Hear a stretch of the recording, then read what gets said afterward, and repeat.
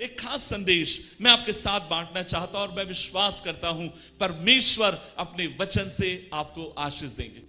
जब मैं परमेश्वर के वचन को पढ़ रहा था, आज से कई साल पहले की बात है, मुझे मौका मिला इजराइल देश जाने के लिए, उस जगह चलने के लिए जहां पर प्रभु यीशु मसीह चले, उस जगह जाने के लिए जहां पर आपके मेरे उद्धारकर्ता ने, प्रभु यीशु मसीह ने सेवकाई करी। और मैं आपसे कहना चाहता हूं, एक समय की बात है, हम लोग बैतलहम में थे और एक होटल में हम लोग रुके हुए थे और शाम के समय हम सब लोग मिलकर वहां पर परमेश्वर से प्रार्थना कर रहे थे। और जब प्रभु से प्रार्थना करते समय, परमेश्वर की उपस्थिति में आनंद मनाते समय, कुछ बातें परमेश्वर ने उस रात मेरी जहन में डाली, कुछ बातें परमेश्वर ने उस रात मेरे दिल के भीतर डाली, जिन बातों को आज मैं आपके साथ बांटना चाहता हूं। और मैं विश्वास करता हूं, जैसे मैंने कहा, परमेश्वर इस वचन के द्वारा आप सबों को आशीष देने पाए। जब प्रभु यीशु मसीह का इस दुनिया में जन्म होने वाला था, या जब प्रभु यीशु मसीह इस दुनिया में पैदा हुए, आप एक बात पाएंगे और वो ये है, कुछ बातें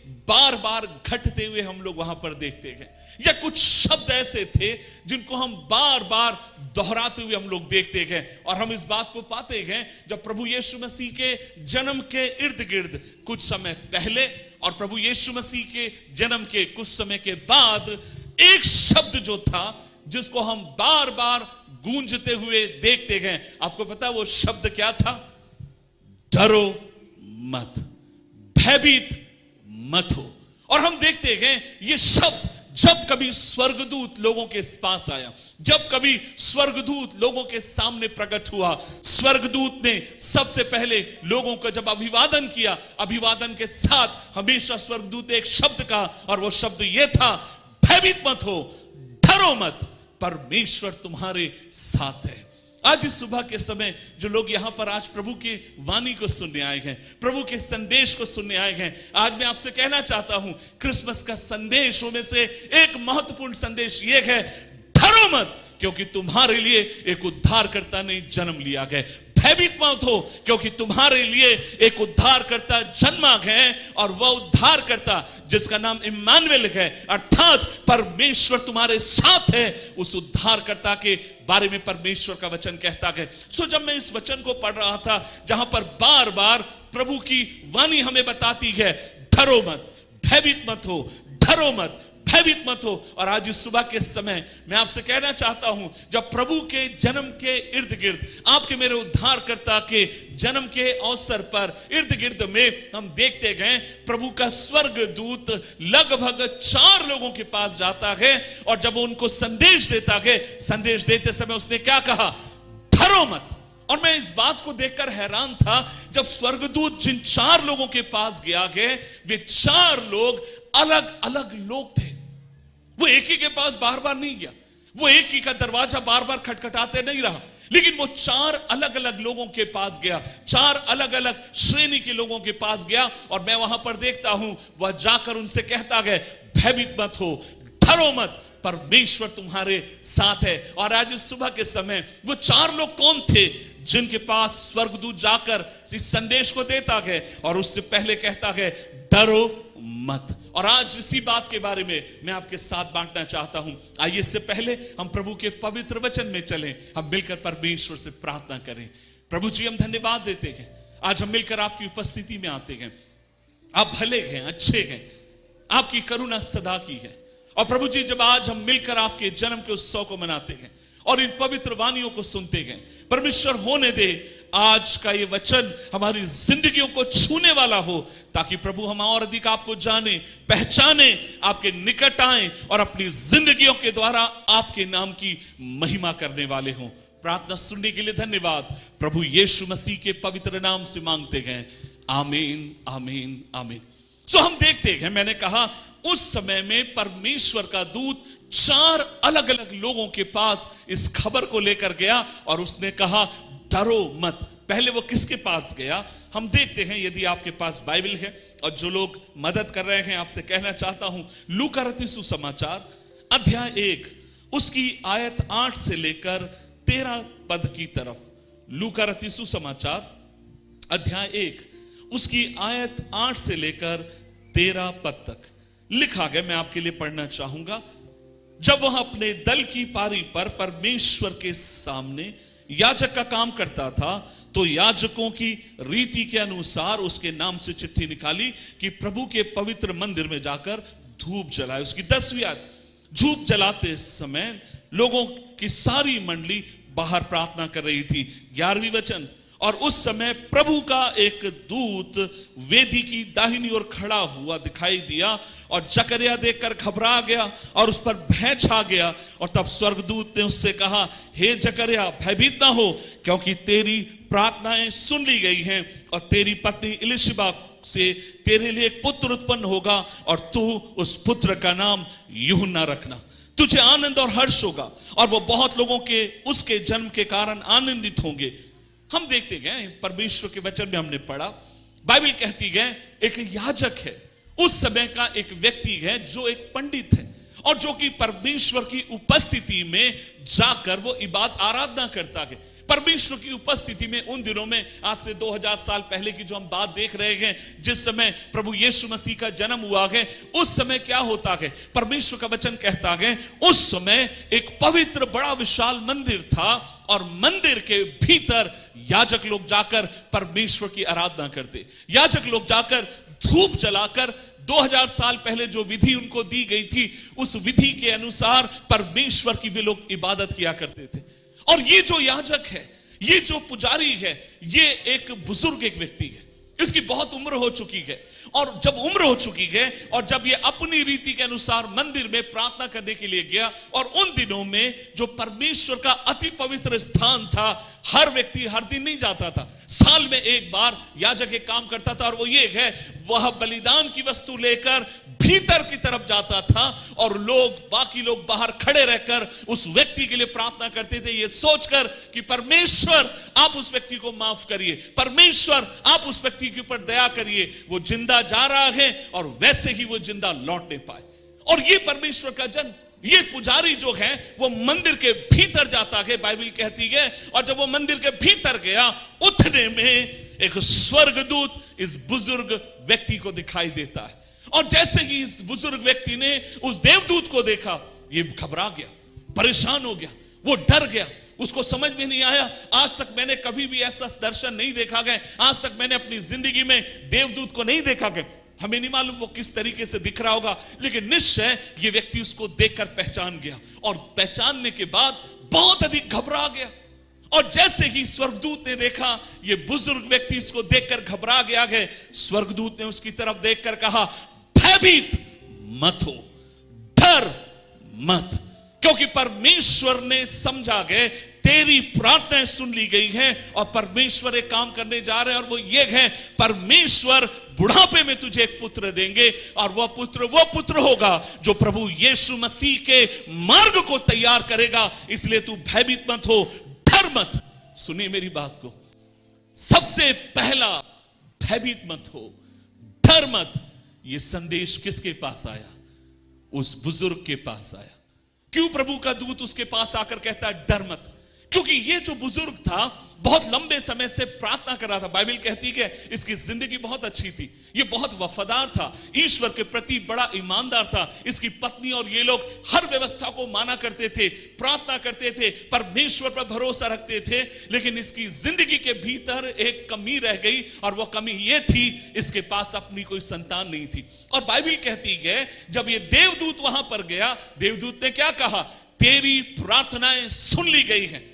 क्या आपको लगता है वो बुढ़ापे में प्रार्थना कर रहा होगा जब 80-90 साल का होगा, ईश्वर आप मुझे एक बेटा दीजिए? नहीं, उसने प्रार्थना कब की होगी? उसने जवानी में प्रार्थना की होगी। उसने जवानी में अपनी पत्नी के साथ मिलकर परमेश्वर से कहा होगा, प्रभु आप हमारी सुधि लीजिए, हमें एक पुत्र दीजिए, हमें एक पुत्र दीजिए, हमें एक पुत्र दीजिए। और जब लंबे समय तक वे दुआएं करते रहे, जब उन्हें लगा हमारी प्रार्थनाओं का कोई असर नहीं हो रहा है, उन्होंने प्रार्थना करना बंद कर दिया। और हम देखते गए बहुत सालों के बाद एक देवदूत प्रकट होकर कहता गया, भयभीत मत हो, तुम्हारी प्रार्थनाएं सुन ली गई हैं।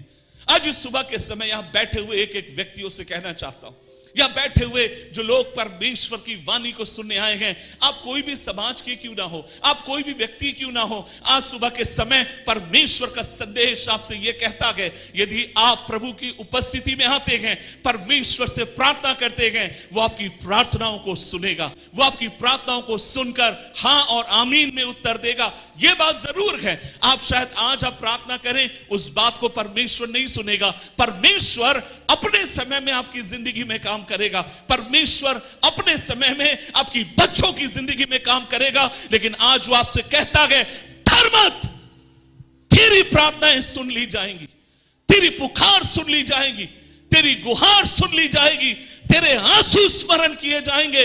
हे बुजुर्ग पिता, भयभीत मत हो। आज यहां बैठे हुई जो मेरी माएं हैं, आज जो बैठे हुए मेरे पिता हैं, आज जितने भी यहां पर बुजुर्ग लोग हैं, आज क्रिसमस का संदेश आपके लिए यह है, भयभीत मत हो, परमेश्वर आपके साथ है। भयभीत मत होइए, परमेश्वर ने आपकी प्रार्थनाओं को सुना है। भयभीत मत होइए अपने बच्चों की जिंदगी को लेकर, भयभीत मत होइए इस बात को लेकर मेरे जीवन का क्या होगा, मेरे बुढ़ापे में कौन मेरा सहारा बनेगा, मेरे बुढ़ापे के समय कौन मेरी लकड़ी को पकड़कर मुझे आगे की तरफ लेकर चलेगा, जब मेरे बुढ़ापे के समय जब मेरी आंखों से मुझे दिखाई नहीं देगा, कौन मुझे आगे की तरफ लेकर जाएगा। जितने विश्वासी आज रात सुबह के समय माता पिता यहां बैठे गए, आपके लिए परमेश्वर का यह वचन है, भयभीत मत हो, मुझ पर विश्वास कर, तेरी प्रार्थनाएं सुन ली जाएंगी। जिस प्रभु पर हम विश्वास करते हैं, वह हमारी प्रार्थनाओं को सुनने वाला है। जिस प्रभु से हम गुहार लगाते हैं, वह हमारे लिए अपनी प्रार्थनाओं को, हमारे लिए, हमारी प्रार्थनाओं के लिए वह कभी भी अपने कान को बंद नहीं करेगा। वो सुनता है, लेकिन वो इंतजार करता गए सही समय का, वो इंतजार करता गए अपने ठीक समय का। यहां पर ये बुजुर्ग था, मैंने कहा इसने उम्मीद छोड़ दी है, इसने आशा छोड़ दी है, इसको लगता है अब मेरी जिंदगी में कुछ नहीं होगा, अब सब कुछ खत्म हो गया। और तब परमेश्वर का दूत जाकर कहता है, डर मत, परमेश्वर ने तेरी प्रार्थनाएं सुन ली हैं। अब तुझे जकरिया एक काम करने की जरूरत, और वो ये है, परमेश्वर के वादों के ऊपर विश्वास कर। अपनी जिंदगी को परमेश्वर के हाथ में एक और बार पुनः तू क्या कर, पुनः एक और बार अपनी जिंदगी को परमेश्वर के हाथ में दे। और तीसरी बात वो कहना चाहता है, जकरिया तुझे एक और काम करने की जरूरत, और वही एक है, परमेश्वर के समय के ऊपर तू विश्वास रख। आज यहां बैठे हुए एक एक व्यक्ति से कहना चाहता हूं, हमारी प्रार्थनाएं कैसी होती है, हमें आज चाहिए, हमें अभी चाहिए। प्रभु जी अभी आप काम करिए, इसी समय आप काम करिए, इसी समय आप ये करिए, उसी समय आप ये करिए। नहीं, मैं आज आपसे कहना चाहता हूं, परमेश्वर काम करते हैं अपने समय में, अपने समय में, अपने समय में। और यहां बैठे हुए एक एक व्यक्तियों से कहूंगा, खासकर माताओं पिताओं से कहूंगा, आप भयभीत मत होइए, अपने आप को समर्पित करिए, उसकी ओर ताकते रहिए, उस पर विश्वास करिए, उसकी तरफ, आगे की तरफ बढ़ते चलते चले जाइए। बाइबल के भीतर क्या आप जानते हैं, अब्राहम नाम का एक व्यक्ति था, जिसे परमेश्वर ने कहा, अब्राहम अपने पिता के घर घराने को छोड़ उस देश को चला जा जिसको मैं तुझे दिखाऊंगा। बाइबल कहती है ये व्यक्ति निकलता है, और आज से हजारों साल पहले की बात है, परमेश्वर इस व्यक्ति से कहते हैं, अब्राहम मैं तुझसे एक वादा करता हूं, और वो वादा ये है, परमेश्वर मैं तुझे अपने समय में मैं तुझे एक संतान दूंगा। लेकिन बाइबल क्या कहती है, जब ये व्यक्ति निकला है, इसने परमेश्वर के ऊपर विश्वास किया, हां मेरा परमेश्वर काम कर सकता है, हां मेरा परमेश्वर ने मुझे एक दूसरे देश में जाने के लिए बुलाया है। और बाइबल कहती है ये निकला तो था विश्वास कर कर, लेकिन रास्ते में कहीं ना कहीं पर ये अपने विश्वास को खो देता है। इसे यह विश्वास नहीं है कि परमेश्वर मुझे एक बेटा देगा, इसलिए इसने पता इसने क्या किया, ये अपने साथ अपने भतीजे को लेकर आता है। प्रभु ने भतीजे को लेकर जाने के लिए नहीं कहा था, प्रभु ने अपने रिश्तेदार को लेकर जाने के लिए नहीं कहा था। प्रभु ने कहा था, अब्राहम मैं तुझसे एक जाति उत्पन्न करूंगा, तुझसे एक पीढ़ी उत्पन्न करूंगा, और तेरे घराने को आशीष दूंगा, इतनी आशीष दूंगा कि दुनिया की कोई भी व्यक्ति उनको गिन नहीं पाएगा। लेकिन अब्राहम विश्वास की कमजोरी के कारण किसको लेकर चला, अपने भतीजे को लेकर चला। क्यों अब्राहम लेकर चला बुढ़ापे में? क्योंकि अब्राहम को यह लगा कल जब मैं बूढ़ा हो जाऊंगा कौन मुझे आगे की तरफ लेकर जाएगा, कल जब मैं बूढ़ा हो जाऊंगा कौन मुझे संभालेगा, जब मैं बूढ़ा हो जाऊंगा कौन मेरे हाथ को पकड़कर मुझे दिशा दिखाएगा, जब मैं और मेरी बीवी बूढ़ी हो जाएगी कौन हमारी संतान कहलाएगा। वो एक बच्चे के लिए परमेश्वर पे भरोसा कर नहीं पाया। लेकिन मैं आज आपसे कहना चाहता हूं, एक दिन उसकी जिंदगी में एक समय आता गया जब परमेश्वर उसकी जिंदगी को छूते गए, जब परमेश्वर उसकी जिंदगी के ऊपर एक और बार अपनी प्रतिज्ञाओं को भेजते गए और हम देखते हैं अब्राहम परमेश्वर के ऊपर भरोसा करता गया और जो असंभव था परमेश्वर उस बात को उसकी जिंदगी के लिए संभव करता है। परमेश्वर जकरिया, आप ताली बजा सकते हैं, परमेश्वर जकरिया से यही तो कहता है, भयभीत मत हो, भयभीत मत हो। क्रिसमस का संदेश क्या है? बुजुर्गों के लिए परमेश्वर की ओर से एक संदेश है क्रिसमस का संदेश, और वो ये है, भयभीत मत हो, तुम्हारे लिए एक उद्धार करता जन्मा है। भयभीत मत हो, तुम्हारे लिए एक परमेश्वर ने, तुम्हारे लिए तुम्हारे उद्धार करता परमेश्वर ने जन्म लिया गया ताकि तुम्हारे पापों के बोझ को वो उठा ले और तुम्हें आराम की जिंदगी दे, शांति और इत्मीनान की वो तुम्हें जिंदगी देने पाए। मैंने कल आपसे कहा, मैं कोई जन्मजात से प्रचारक नहीं, ना ही मैं कोई ईसाई परिवार में पैदा हुआ कि एक प्रचारक बनता। 5 साल की उम्र में मैंने अपने पिता को खो दिया। कल मैंने अपनी आत्मकथा आपको बताई थी। 5 साल की उम्र में मैंने अपने पिता को खो दिया। मेरी मां ने और मेरी बहन ने बहुत संघर्ष के साथ हमको पाला। मुझे अभी भी याद है, एक शाम की बात है, मेरी मां मुझे अपने पास बुलाती है, मुझे 20 रुपए देती है और कहती है, किशोर क्या तू कहीं से जहर लेकर आएगा? मैंने बोला मां क्यों? और वो कहती है, किशोर जिंदगी पार लगाना मुश्किल है, समझ में नहीं आता किस तरीके से जिंदगी में आगे की तरफ जाएंगे। और वो मेरे से कहती है, किशोर मैं तुझसे बोलती हूं कहीं से भी तू जहर लेकर आ जा, हम लोग अपनी जिंदगी को खत्म कर लेंगे। और मैं उसको समझाता हूं, मैं कहता हूं मां आपको परेशान होने की जरूरत नहीं है, कोई ना कोई रास्ता निकल आएगा, कहीं से ना कहीं से रास्ता निकल आएगा। और मुझे आज भी याद है, हम चारों भाई बहन उस रात अपनी मां को चिपट कर बहुत रोते गए और हमें समझ में नहीं आ रहा था जिंदगी में हम लोग किस तरफ जाएं, हमारे जीवन का क्या होगा। लेकिन मैं आपसे कहना चाहता हूं, किसी ने एक दिन मेरी मां को प्रभु यीशु मसीह के बारे में बताया। किसी ने उससे कहा आपको रोने की जरूरत नहीं है, आपको परेशान होने की जरूरत नहीं है, आंटी आप हमारे घर आइए। मेरी मां कहती है आपके घर पर क्या होगा? नहीं, आज शाम के समय वहां पर सत्संग है। मेरी मां उस बात को सुनकर वहां जाती है और जैसे मैंने कल आपसे कहा था, उस दिन पास्टर साहब का संदेश ये था, सब छोड़ सकते हैं, यीशु कभी नहीं छोड़ेगा, सब त्याग सकते हैं, प्रभु यीशु कभी नहीं त्यागेगा। यीशु गरीब, कंगाल, अनाथ, विधवाओं का वो परमेश्वर है। और वो वचन जैसे मैंने कल कहा था, मेरी मां के दिल में लगता गया और वो वहां पर बैठकर घंटों तक रोती है। वहां पर प्रार्थनाएं बंद करनी पड़ी, वहां की प्रार्थना सभा रोकनी पड़ी, क्योंकि लोग उसको चुप नहीं कर पा रहे थे, वो इतनी जोर जोर से चीख चीख कर रो रही थी। लेकिन मैं आपसे कहना चाहता हूं, उस दिन उसने प्रभु यीशु मसीह को उद्धार करता कर स्वीकार किया। परमेश्वर ने उसकी सोच को बदला, परमेश्वर ने उसकी जिंदगी को बदला और अब वो प्रभु यीशु मसीह के मार्ग पर चलने लगी, प्रार्थना में जाने लगी, आराधना में जाने लगी, दुआओं में जाने लगी। लेकिन परेशानी एक ये थी, सारे लोग दुआओं में जाते थे, सारे लोग प्रार्थना में जाने लगे, लेकिन मैं एक बहुत बड़ा विरोधी था। मुझे लगा मेरी मां को किसी ने बहका दिया, मुझे लगा कुछ विदेशी लोगों ने मिलकर मेरी मां के दिमाग को खराब कर दिया गया और मैं भरपूर अपनी मां का विरोध करता। कई बार मैंने पवित्र शास्त्र बाइबल अनजाने में उठाकर मैंने अपने घर से मैंने बाहर फेंकी। मैंने कहा यहां पर ये नौटंकी करने की जरूरत नहीं है। जब कभी पास्टर लोग मेरे घर पर आते, मैं उनको गंदी गंदी गाली देकर उनको निकाल देता और मैं कहता यहां पर आपको आने की जरूरत नहीं है, क्योंकि आप एजेंट है, आपको इसलिए भेजा गया है ताकि हमारा धर्मांतरण करें और आपको उसके एवज में पैसे दिए जाते हैं। और तरह तरह के आरोप लगाकर बेइज्जती कर कई बार मैं प्रचारकों को अपने घर से बाहर फेंक देता। मेरी मां को समझ में नहीं आ रहा था वो क्या करे।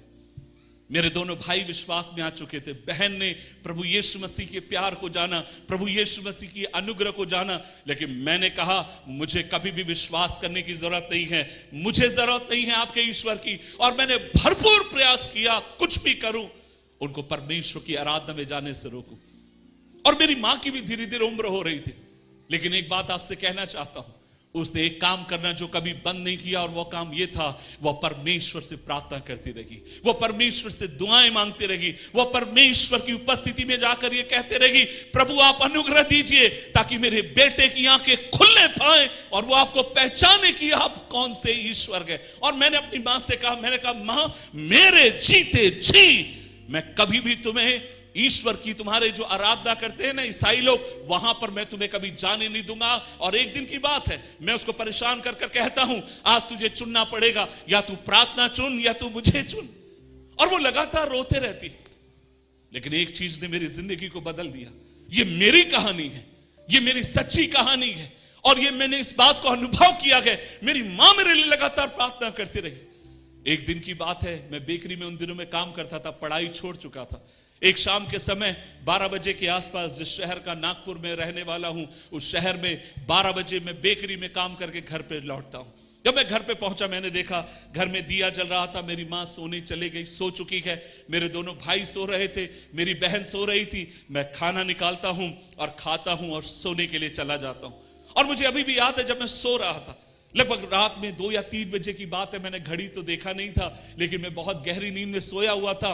और तब महसूस करता हूं जैसे कुछ पानी मेरे चेहरे के ऊपर टिप टिप करके गिर रहा है। मुझे समझ में नहीं आया, मुझे लगा हम लोग झोपड़ी में रहते गए, बाहर बारिश हो रही होगी और उसका पानी मेरे चेहरे के ऊपर गिर रहा है। कुछ देर के बाद जब मैं देख रहा हूं कि ना केवल पानी मेरे चेहरे के ऊपर गिर रहा है, लेकिन मैं किसी की आवाज सुन सकता था, और मैं देख रहा हूं कि कोई व्यक्ति गला फाड़ फाड़ के रात के समय चिल्ला रहा है। मुझे लगा कहीं मैं सपना तो नहीं देख रहा हूं। कुछ देर के बाद मैं अपनी आंखें खोलता हूं, और मैं कभी भी इस बात को भूल नहीं सकता, वो पानी नहीं थे, वो मेरी मां के आंसू थे जो मेरे चेहरे के ऊपर टिप टिप कर कर गिर रहे, और वो मेरे उद्धार के लिए प्रार्थना कर रही। वो उस रात ये प्रार्थना कर रही थी, प्रभु यीशु, हमने तेरे उद्धार को जाना गए, हमने तेरी मुक्ति को पहचाना गए, मेरी बेटी की जिंदगी को आप बदल दीजिए। ये मेरी कहानी है। ये प्रभु यीशु मसीह ने जो काम मेरी जिंदगी में किया, उस बात की कहानी। ये मेरे क्रिसमस की कहानी है। और मैं अभी भी कहना चाहूंगा, मेरी मां मेरे लिए प्रार्थना करते रही, रोते रही। कुछ देर के बाद वो सोने के लिए चले गई। लेकिन एक चीज ने जो मुझे बेचैन किया, और वो ये थी, ये क्यों मेरे लिए रो रही है, ये क्यों मेरे लिए आंसू बहा रही है, ये क्यों मेरे लिए प्रार्थना कर रही है। वो प्रार्थना करके चले गई। मैं करवट बदलता हूं, मुझे नींद नहीं आ रही। मैं इस तरफ करवट बदलता हूं, मुझे नींद नहीं आ रही है। मेरे पाप मेरी आंखों के सामने थे। मुझे समझ में नहीं आ रहा मैं क्या करूं, मुझे मालूम नहीं पड़ रहा मैं किस तरीके से इस बात का सामना कर पाऊं। मैंने कहा, मेरे पाप मेरी आंखों के सामने गए। मैं एक तरफ करवट बदलता हूं, दूसरे तरफ करवट बदलता हूं। सारी रात मैं करवट बदलता रहा, मुझे नींद नहीं आई। मुझे समझ में नहीं आ रहा क्या हो रहा है। भीतर से एक पुकार उठकर आती है, और वो ये है, किशोर, अगर आज तेरे प्राण चले जाए तू कहां होगा? अगर आज तेरे प्राण तुझसे ले लिया जाए, तेरी आत्मा तेरे शरीर से अलग कर दी जाए, तू कहां जाएगा? और मेरे पास कोई उत्तर नहीं था। मैं रात भर सोया नहीं। सवेरे 5 बजे मेरी मां उठती है प्रार्थना करने के लिए। दिया जल रहा था, वो घुटने पर बैठी हुई थी, वो ईश्वर से प्रार्थना कर रही थी, उसके भजन गा रही थी। मैं उसके बगल में गया, मैंने उसके पैर के ऊपर अपने हाथ रखे। मेरी मां मुझे देखकर कहती है, किशोर तू यहां सवेरे सवेरे क्या कर रहा है? मैंने कहा, मां रात के समय जब मैं सो रहा था, आप मेरे पास आई, आपके आंसू ने मुझे छू लिया। आप जब मेरे पास आई, मां मेरे मन में एक सवाल है, और सवाल ये है, अगर आज मैं मर गया, मां मैं कहां जाऊंगा?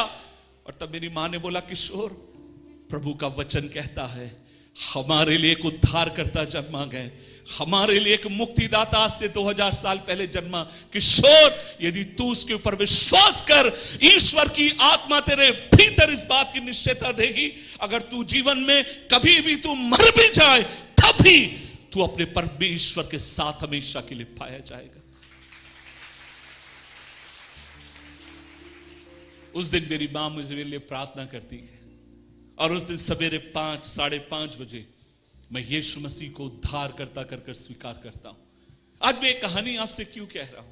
आज मैं इस बात को आपसे क्यों कह रहा हूं? क्योंकि आज से 2000 साल पहले एक बुजुर्ग के पास एक स्वर्गदूत ने जाकर यही कहा था, भयभीत मत हो, तेरी प्रार्थनाएं सुन ली गई हैं, परमेश्वर तुझे एक पुत्र देंगे और वो तेरा पुत्र ईश्वर के लिए मार्ग तैयार करने वाला हो जाएगा। यहां बैठे हुए एक एक व्यक्तियों से कहना चाहता हूं, परमेश्वर प्रार्थनाओं को सुनने वाला है, जिंदगियों को बदलने वाला है।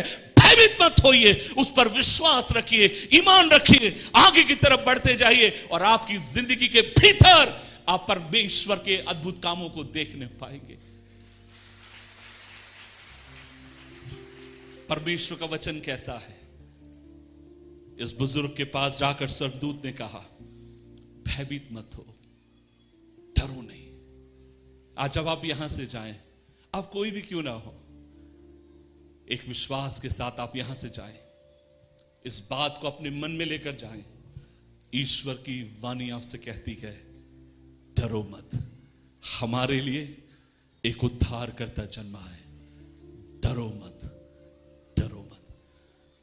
कुछ दिन के बाद इसी देवदूत को हम लोग देखते हैं, पवित्र शास्त्र बाइबल हमें बताती है, इस देवदूत को हम देखते हैं एक और के पास जाता है, और ये अब एक बुजुर्ग के पास नहीं गया, क्योंकि बुजुर्गों के लिए वो तो संदेश दे चुका था, डरो मत। अब ये देवदूत प्रभु का संदेश लेकर किसके पास गया? एक कुंवारी कन्या के पास गया, जिसको हम मरियम कर कर कहते हैं। और प्रभु के वचन में क्या लिखा गया? जब ये देवदूत वहां पर पहुंचता गए, परमेश्वर के वचन में लिखा गया, लूका रचित सुसमाचार, लूका की किताब जो पवित्र शास्त्र बाइबल में है, अध्याय 1 में हम पाते हैं, और उसकी 26 आयत से लेकर, आज हमारी बहन ने भी इसको पढ़ा था, लेकिन मैं एक और बार इसको पढ़ना चाहता हूं। लिखा गया, 6वें महीने में परमेश्वर की ओर से जिब्राइल स्वर्गदूत गलील के नाजरत नगर में एक कुंवारी के पास भेजा गया, जिसकी मंगनी यूसुफ नामक दाऊद के घराने के एक पुरुष से हुई थी। उस कुंवारी का नाम मरियम था। स्वर्गदूत ने उसके पास भीतर आकर कहा, आनंद और जय तेरी हो, जिस पर ईश्वर का अनुग्रह हुआ है, प्रभु तेरे साथ है। वह उस वचन से बहुत घबरा गई और सोचने लगी, ये किस प्रकार का अभिवादन है। स्वर्गदूत ने उससे कहा, हे मरियम, भयभीत ना हो, क्योंकि परमेश्वर का अनुग्रह तुझ पर हुआ है। देख, तू गर्भवती होगी और तेरे एक पुत्र उत्पन्न होगा, तू उसका नाम यीशु रखना।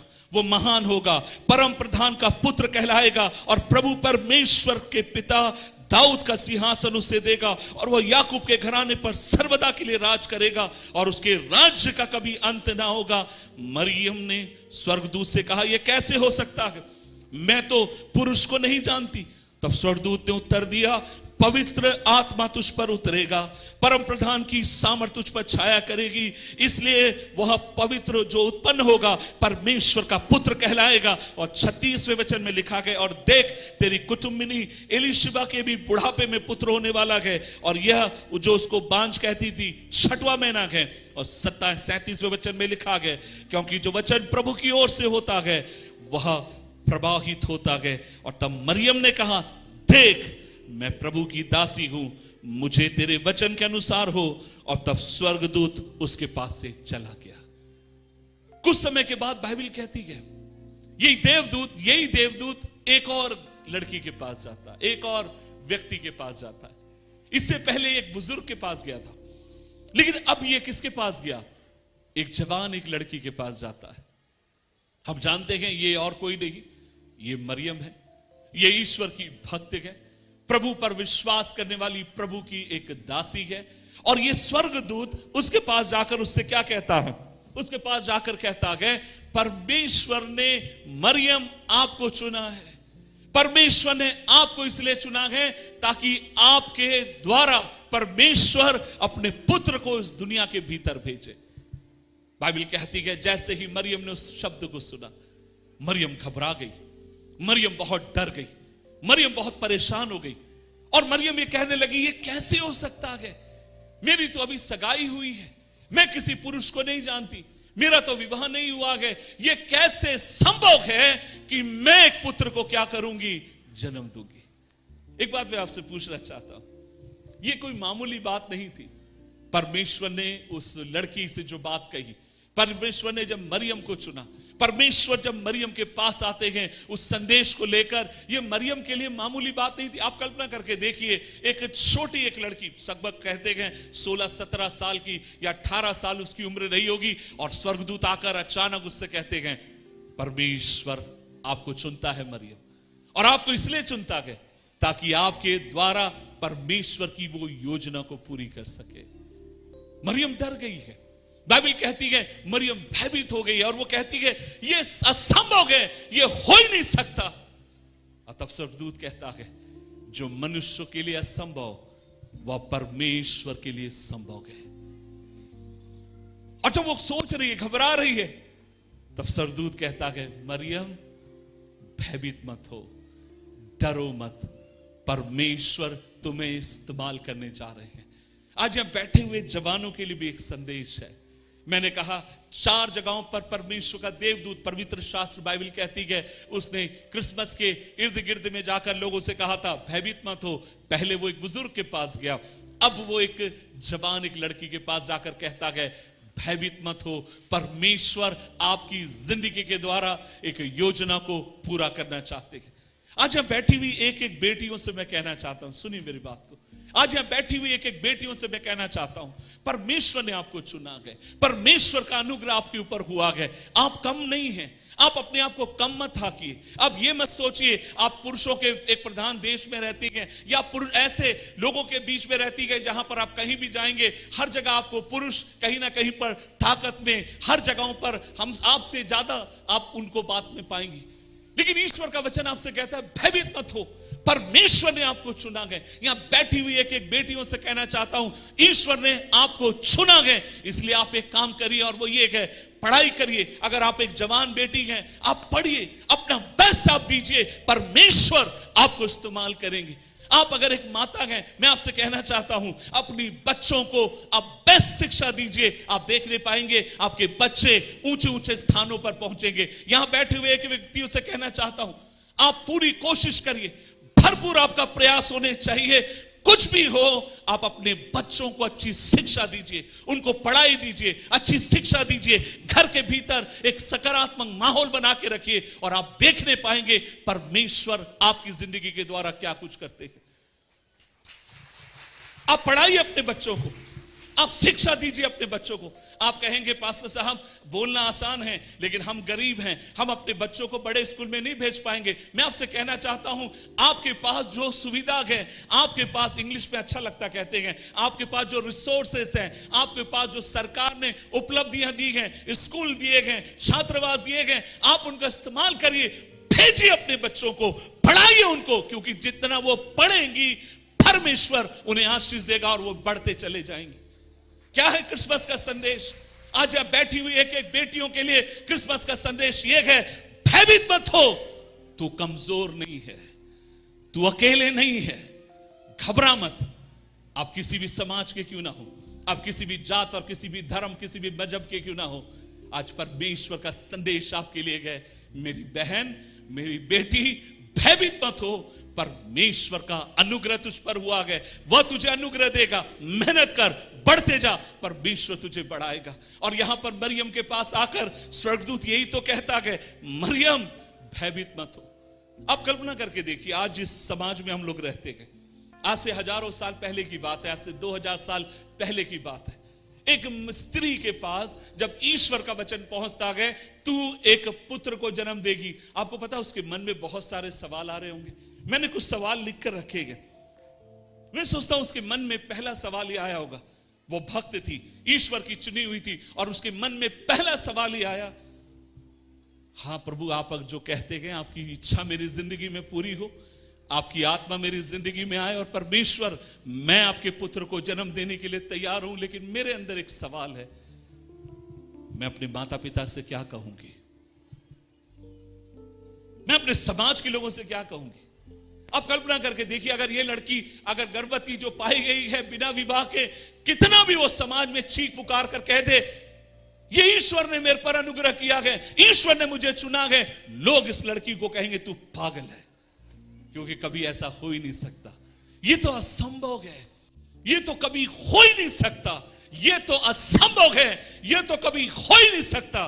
और मैं आपसे कहना चाहता हूं इस विपरीत परिस्थिति में इस लड़की ने, जिसका नाम मरियम है, उसने विश्वास किया और कहा, मैं परमेश्वर की दासी हूं, प्रभु की इच्छा मेरी जिंदगी में पूरी होते जाए, प्रभु जो चाहते हैं मेरी जिंदगी में पूरा होता जाए। और जब ये सोच ही रही है, स्वर्गदूत कहता है, भयभीत मत हो, डरो मत, डरो मत।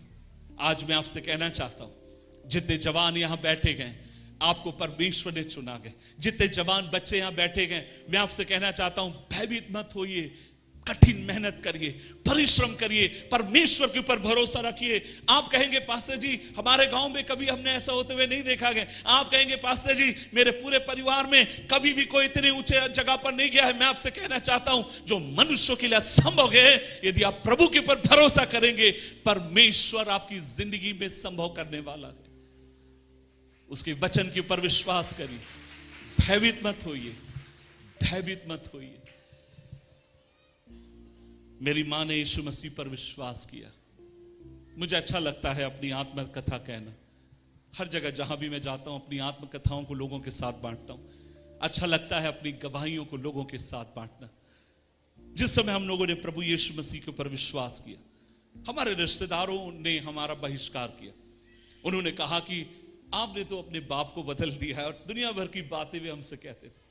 लेकिन हमने हमेशा एक ही निर्णय लिया परिवार में, और वो निर्णय ये था, जब भी वो हमसे बात करेंगे, हम उनकी इज्जत करेंगे, हम उनका आदर करेंगे, हम उनका सम्मान करेंगे। लेकिन जिस परमेश्वर को हमने जाना था, जिसकी सच्चाई को हमने जाना था, जिस शांति को हमने जाना था, हमें मालूम था उस शांति का और उस सच्चाई का अनुभव कितना मीठा होता है, कितना परम आनंद उस सच्चाई के भीतर है। हमने बोला, आपको जो बोलना है बोल दीजिए। काफी दिनों तक हमारे सारे रिश्तेदारों ने हमें तरह तरह की बातें कही। हमने कहा, परमेश्वर आपको आशीष दे। एक दिन की बात है, हमारी जिंदगी में सबसे बड़े संघर्ष का एक दौर आता है, और मैं आपसे कहना चाहता हूं, वो संघर्ष का दौर था, मुझे अपनी बहन की शादी करनी थी, और उस समय उसकी उम्र भी धीरे धीरे बढ़ते जा रही है। हमें समझ में नहीं आ रहा किस तरीके से करें। हम लोग जगह जगह पर जाकर उसके लिए लड़के देख रहे हैं, रिश्ते देख रहे हैं, लेकिन कहीं भी बात नहीं बन पा रही। और मेरे को अभी भी याद है, हम लोगों के लिए रात दिन की यही प्रार्थना थी, परमेश्वर आप अपनी बेटी की जिंदगी में अपने काम को करिए। एक दिन की बात है, हमारे पड़ोस में मेरे मामा जी भी रहते थे। वे एक अच्छे आदमी हैं, और वे BSNL कंपनी में बड़े DGM पोस्ट से भी रिटायर्ड हुए हैं, बहुत अच्छे आदमी। एक दिन उन्होंने मेरी माँ को और मुझे अपने घर पे बुलाया। घर पे बुलाने के बाद उन्होंने मेरी माँ की तरफ देखकर कहा, देखो तुम लोग क्या ये सब कर रहे हो, एक काम करो, ये सब छोड़ो, जो है ना वापिस आ जाओ, और ये सब। और मेरी माँ ने कहा, नहीं हो सकता, क्योंकि प्रभु ने हमें जो शांति दी है हम उसको जानते हैं। मैंने कहा, मामा जी आप कोई और बात करिए, प्रभु ने जो हमें अनुग्रह दिया है उसके बारे में हम आपको बखान नहीं कर सकते हैं, ये हमारे आनंद के, हमारे शब्दों के पार है। और जब हम कह ही रहे थे, मुझे अभी भी याद है, हमें हमारे मामा जी ने बड़े गुस्से में हमें वहां से धिक्कार कर निकाल दिया। हम लोग वहां से निकल गए। निकलने के बाद मैं अपनी माँ के हाथ को पकड़ा था, हम लोग मिलकर, हाथ नहीं पकड़ा था, मैं और अपनी माँ के साथ मिलकर चलते आ रहा था। मैं भी शांत था, मेरी माँ भी चुपचाप थी। कुछ तो बहुत दर्दनाक बात हुई है, क्योंकि हमको धुतकार के वहां से निकाला गया। हम लोग रास्ते में आते जा रहे हैं। कुछ देर के बाद मैंने देखा मेरी माँ कुछ कह नहीं रही है। मैं भी कुछ सोच में था, मैंने देखा मेरी माँ कुछ कह नहीं रही है। और थोड़ी देर के बाद मैंने अपनी माँ की तरफ पलट कर देखा, मैं देख रहा हूं वो बड़े बड़े आंसुओं के साथ टिप टिप कर कर रो रही है। मैंने बोला, क्या हो गया? उसके आंसू टिप टिप करके निकल रहे। मैंने पूछा, क्या हो गया? वो मेरी तरफ देखकर कहती है, किशोर, क्या तेरी बहन की कभी शादी नहीं होगी? मैंने बोला, माँ तू ऐसे क्यों कहती है? जिस प्रभु पर हमने विश्वास किया वो हमें कभी लज्जित होने नहीं देगा। जिस प्रभु की ओर हमने अपनी आंखों को उठाया गया वो हमारे सर को झुकने नहीं देगा। और मुझे अभी भी याद है, मेरे घर के थोड़े से आगे, जहां मैं रहता हूं नागपुर में, शांति नगर करके एक जगह है, उसके थोड़े से आगे मेरे मामा जी का घर था। और हम लोग जब रास्ते में आते समय मैं अपनी माँ को पकड़ता हूं और मैं रास्ते में ही उसको गले से लगाता हूं। वो भी रो रही है, मैं उसको चुप करा रहा हूं, मेरी आंखों में भी आंसू है। और मैं आपसे कहना चाहता हूं, जब हम लोग मिलकर प्रार्थना कर ही रहे थे, तब एक वचन मेरे मन के भीतर आता है। आपको पता वचन क्या था? ना आंखों ने देखा, पवित्र शास्त्र बाइबल में लिखा गया, ना आंखों ने देखा, ना कानों ने सुना, जिन बातों को ना किसी मनुष्य के चित्त में आई, जिन बातों को परमेश्वर ने अपने प्रेम करने वालों के लिए सिद्ध किया। ना आंखों ने देखा, ना कानों ने सुना, ना किसी मनुष्य के चित्त में आई, जिन बातों को परमेश्वर ने अपने प्रेम करने वालों के लिए सिद्ध किया। मैं अपनी माँ से मैंने कहा, माँ परमेश्वर ऐसा लगता है अपने वचन से मुझसे बात कर रहा है। मैं एक बात आपसे कहना चाहता हूं, हम विश्वास करते हैं, हम जानते हैं हमारा प्रभु हमसे बात करता है। कैसे? जब हम प्रार्थना करते गए हमारा प्रभु हमारी सुनता गए, जब हम पवित्र बाइबल को पढ़ते गए हम अपने परमेश्वर की सुनते गए। हम इसमें बहुत खुश हैं क्योंकि इसी तरीके से हम कहते गए ईश्वर हमसे बात करते गए अपने वचन से लेकर। और जरूरी नहीं है किसी इंसान के पीछे हमें भागने की जरूरत है, क्योंकि प्रभु ने हमें अपना पवित्र वचन दिया गया। हर परिस्थिति में वो वचन हमें हिम्मत देने के लिए विश्वासियों के गए। सो वो वचन से मैंने माँ के साथ प्रार्थना करना शुरू किया। मैंने माँ से कहा, माँ देख लेना, अगर हमने प्रभु के ऊपर विश्वास किया गया, प्रभु हमें कभी लज्जित होने नहीं देखा, ना आंखों ने देखा, ना कानों ने सुना, ना किसी मनुष्य के चित्त में आई, जिन बातों को परमेश्वर ने प्रेम करने वालों के लिए सिद्ध किया। मैंने कहा, माँ हम देखने जा रहे हैं, दुनिया के मुंह खुले रह जाएंगे, परमेश्वर अपने नाम की महिमा सबके मध्य में करेगा। और मैं अपनी माँ के साथ उसके आंसुओं को पोंछकर मैं अपने घर की तरफ आया। हम दोनों मिलकर एक गीत गा रहे थे। आपको पता कौन सा गीत था? आपको कैसे पता होगा? गीत तो हम लोग गा रहे थे, और गीत था, ना देगी मुझे दुनिया कभी भी कोई सुख और शांति आराम, ना देगी मुझे दुनिया कभी भी कोई सुख और शांति आराम। मेरे यीशु के साथ धन्य संगति में सदा मिलती खुशी मुझको। मेरे यीशु के साथ धन्य संगति में सदा मिलती खुशी मुझको। क्या आप जानते हैं इस गीत भजन को? क्या मेरे साथ मिलकर गा सकते हैं? ना देगी मुझे दुनिया कभी भी कोई सुख और शांति आराम। मेरे यीशु के साथ धन्य संगति में सदा मिलती खुशी मुझको। प्रभु का धन्यवाद करूंगा, उसकी संगति में सदा रहूंगा। साथ चलूंगा मैं जय जरूर पाऊंगा, साथ चलूंगा मैं जय जरूर पाऊंगा। प्रभु का धन्यवाद करूंगा। मेरी आयु के दिन पग पग में सदा तेरी सेवा को पूरी करूंगा। मिलकर मेरी आयु के दिन पग पग में सदा तेरी सेवा को पूरी करूंगा।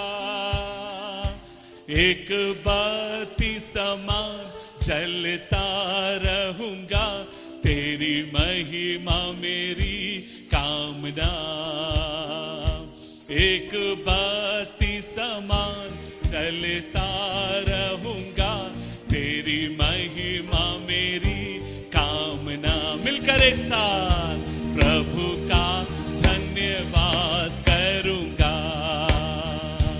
उसकी संगति में सदा रहूंगा। साथ चलूंगा मैं जय जरूर पाऊंगा, साथ चलूंगा मैं जय जरूर पाऊंगा। प्रभु का धन्यवाद करूंगा। मेरी आयु के दिन पग पग में सदा तेरी सेवा को पूरी करूंगा।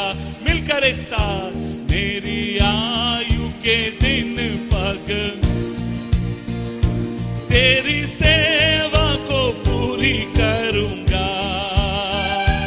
एक बत्ती समान चलता रहूंगा, तेरी महिमा मेरी कामना। जो बाहर बैठे हैं आप भी, एक बत्ती समान चलता रहूंगा, तेरी महिमा मेरी कामना।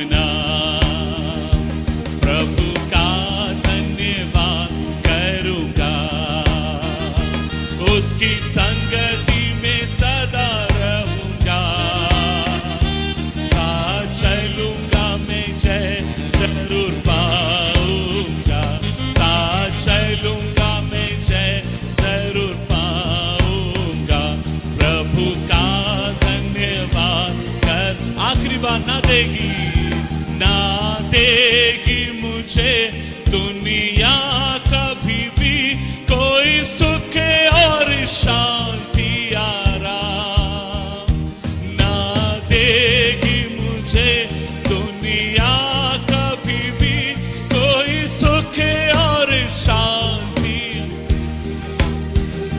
मेरे यीशु के साथ धन्य संगति में सदा मिलती खुशी मुझको, मेरे यीशु के साथ धन्य संगति में सदा मिलती खुशी। आइए मिलकर एक साथ कहें, प्रभु का धन्यवाद करूंगा, उसकी संगति में सदा रहूंगा, साथ चलूंगा मैं जय जरूर पाऊंगा, साथ चलूंगा मैं जय जरूर पाऊंगा, प्रभु का धन्यवाद करूंगा। क्या मिलकर एक बार हम जोरदार ताली बजा सकते हैं अपने प्रभु के लिए? Thank you so much, thank you भैया। सो हम लोग मिलकर वापिस आए। आने के बाद जब मैं घर पर आया, मेरी बहन घर के बाहर खड़ी हुई थी, मेरी माँ की और मेरी आंखें सूजी हुई थी, हम लोग बहुत रोए थे। मेरी बहन ने मेरे से बोला, किशोर क्या हो गया, तेरी आंखें बड़ी सूजी लग रही है। मैंने कहा कुछ नहीं हुआ। बोला कुछ तो हुआ है। मैंने कहा कुछ नहीं हुआ। उसने मुझे बोला कुछ तो हुआ है। मैंने कहा एक ही बात हुई है। बोला क्या है? मैंने कहा हम लोग गए थे, इस तरीके से बात हुई, बड़ी बेइज्जती होके वहां से निकले, और तब वो कहते किशोर कोई बात नहीं, हमने प्रभु के ऊपर भरोसा रखा है, हमारा परमेश्वर हमें कभी लज्जित होने नहीं देगा। एक बात मैं आपसे कहना चाहता हूं, लगातार इस बात के लिए हम लोग परमेश्वर से प्रार्थना करते रहे, रात दिन हम परमेश्वर से पुकारते रहे। प्रभु आपको अपनी सामर्थ्य को दिखाना होगा, प्रभु आपको अपने काम को हमारी जिंदगी के भीतर आपको प्रकट करना होगा। और प्रभु ने हमसे क्या कहा था? ना आंखों ने देखा, ना कानों ने सुना, ना किसी व्यक्ति के चित्त में आई, जिन बातों को परमेश्वर ने अपने प्रेम करने वालों के लिए परमेश्वर ने सिद्ध किया। और मेरे को अभी भी याद है, एक दिन की बात है, मेरे पास एक फोन आता है। नागपुर के पास कामटी करके एक जगह है जो कैंटोनमेंट इलाका है, जहां पर आर्मी का एक बहुत बड़ा स्टेशन है, और वहां से मेरे पास एक फोन आता है। उन्होंने मेरे से बोला आपका नाम पास्टर किशोर है। मैंने कहा जी बोलिए आप कौन है? तब उन्होंने कहा मेरा नाम रीता याजनिक है। मैंने कहा अच्छी बात है। मैंने कहा बोलिए मैडम क्या बात है? और तब उन्होंने कहा देखिए मैं कामटी जो कैंटोनमेंट हॉस्पिटल है, आर्मी का अस्पताल है, उस आर्मी के अस्पताल की ऑपरेशन थिएटर की इंचार्ज बोल रही हूं। और उन्होंने कहा मेरे पति जो हैं कामटी से थोड़े से, नागपुर से 50 किलोमीटर दूर रामटेक करके एक जगह, बड़ी ही प्रसिद्ध एक जगह है, वहां पर इंग्लिश मीडियम स्कूल के प्रिंसिपल है। फिर उन्होंने कहा मेरा एक बड़ा भाई है, मनसर नामक एक जगह है जहां पर बड़ी मैग्नेज फैक्ट्री है, वहां पर मेरा भाई सुपरवाइजर है। मेरी एक बहन है, मेवा करके एक अस्पताल है नागपुर में, वहां पर मेट्रेन है। मेरी एक और बहन है चंद्रपुर में एक बड़े अस्पताल में सरकारी नौकरी पर है, उनके पति सरकारी नौकरी पर है। तमाम भावुक बातें मुझे बताने लगी। मैंने बोला मैडम आपने मुझे फोन क्यों किया, क्या बात है? और तब उन्होंने मुझसे बोला हमारा एक भाई है जो बलाशाह में रहता है, WCL वेस्टर्न कोलफील्ड में वो काम करता है, और हम उसके लिए एक लड़की ढूंढ रहे हैं, किसी ने हमें बताया गया आपके बारे में, क्या हम देखने आ सकते हैं? मैंने कहा आपका स्वागत है। और वे देखने के लिए आए, और मैं आपसे कहना चाहता हूं जब वो देखने के लिए आए हम सब डरे हुए थे, क्योंकि हम लोग साधारण लोग थे, हम लोग मिडिल क्लास फैमिली थी। और जब उन्होंने अपने परिवार के बारे में बताया था, सारे लोग सरकारी नौकरी वाले हैं, वे लोग वहां पर आते हैं, देखते हैं, रिश्ता पर पक्का हो जाता। मैं कहानी को शॉर्ट करके कहूंगा, रिश्ता पक्का हो जाता है, लेकिन एक बात के ऊपर रिश्ता अड़ जाता है। और रिश्ता इस बात के ऊपर अड़ जाता है, लड़का कहता है मैं आप लोगों से 1 रुपए भी दहेज नहीं लूंगा, क्योंकि मैंने अपनी जिंदगी में एक निर्णय लिया है, जब भी मैं शादी करूंगा मैं 1 रुपए दहेज नहीं लूंगा। उन्होंने मेरे से बोला आप एक काम करिए, प्रार्थना करिए, एक कपड़े पर अपनी बहन को आप भेज दीजिए, ईश्वर ने मुझे सब कुछ दिया है, मैं आपसे 1 रुपए भी दहेज नहीं लूंगा। सच कहूं मैं अपने मन में बहुत खुश हो गया। हम लोग मसीह लोग हैं, जब खुश हो जाते हैं तो जोर से हालेलुया चिल्लाते हैं, और मैं तो अपने मन में जोर से चिल्लाया हालेलुया। मैंने कहा इससे बढ़िया रिश्ते और कहां मिलेंगे? तो मैंने ऊपर से दिखाने के लिए कहा नहीं नहीं नहीं नहीं नहीं, नहीं भैया ऐसे नहीं होगा। मेरी बहन ने अपनी मां से बोला जीजा छोड़ देगा, कोई बात नहीं, तो अच्छा आदमी दिख रहा है, लेकिन बहन नहीं छोड़ेगी। ये बोलकर तुम लोगों ने मेरे लिए क्या किया? हम लोगों ने थोड़ा बहुत पैसा हमने इकट्ठा किया, जो उनके फर्नीचर के लिए, दुकान के लिए, जो भी हमने दुकान बोल रहा हूं, उनके फर्नीचर के लिए जो कुछ पैसा हमने लिया, हमने थोड़ा बहुत इकट्ठा किया। जब लड़के का रिसेप्शन हुआ, हम उस पैसे को लेकर वहां पर देकर आए हैं। उस समय एक अच्छी खासी रकम, हमारी ताकत के बाहर की एक रकम हम देकर आए। कुछ दिन के बाद मेरे को दिल्ली जाना था, मेरी बहन की शादी हो चुकी है, उनके रिसेप्शन में हमने पैसा दिया गया। कुछ दिन के बाद मुझे दिल्ली जाना है। मेरी बहन मेरे से बहुत प्यार करती है और वो कहती है कि मेरे को अपने भाई से मिलने आना है, और ये लोग मिलकर बल्लार शाह से नागपुर में आते हैं। और जब आने के बाद मेरे जिया जी ने मुझे फोन किया, किशोर हम लोग आ रहे हैं। मैं बहुत खुश था, मैंने खुशी खुशी उनको घर में स्वीकार किया। और उस समय वो लोग बैठे हुए हैं। मैंने अपनी माँ से बोला, माँ ये लोग आए हैं, थके हैं, क्या आप एक चाय बनाओगी? मेरी माँ ने बोला ठीक है किशोर, मैं चाय बनाती हूँ। और जब वो चाय बनाई रही थी, मैं और मेरा जीजा हम लोग सामने की तरफ बैठे गए। ईश्वर मेरे एक एक शब्द का साक्षी है।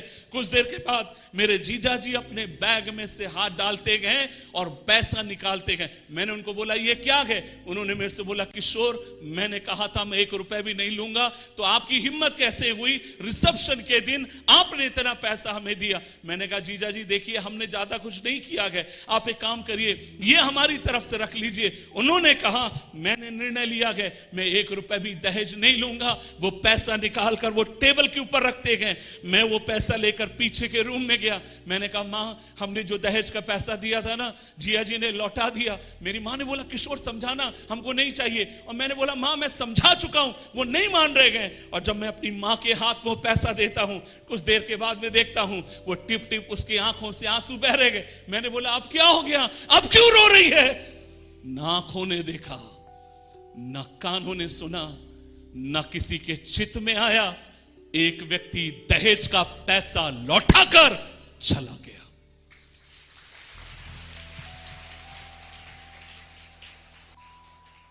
कभी आपने सुना है दहेज का पैसा लौटा दिया गया? कभी आपने सुना है आपने किसी को कुछ दिया और आपके दरवाजे पर आकर रख कर चला गया? मेरे साथ हुआ है, क्योंकि ना आंखों ने देखा ना कानों ने सुना। जिस परमेश्वर ने मरियम से कहा था जो असंभव है तेरे लिए, परमेश्वर उसको संभव करेगा। डर मत, विश्वास कर, आगे की तरफ बढ़। तू परमेश्वर के अद्भुत अद्भुत कामों को अपनी जिंदगी में देखने पाएगा। आज मैं आपसे क्या कहना चाहता हूं, डरो मत, परमेश्वर पर विश्वास करिए, वो आपकी जिंदगी में अद्भुत अद्भुत कामों को करेंगे। बेटियों में आपसे कहना चाहता हूं डरिए मत।